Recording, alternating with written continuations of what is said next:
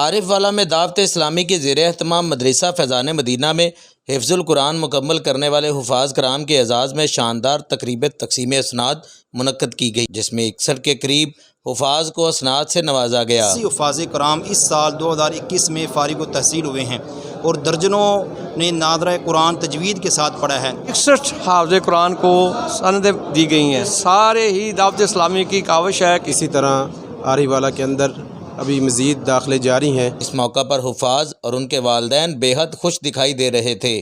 الحمدللہ عز و جل، اللہ تبارک و تعالیٰ کا کروڑہ کرم ہے کہ میرے بیٹے نے آج دعوت اسلامی کے مدرسہ عارف والا سے قرآن پاک حفظ کیا۔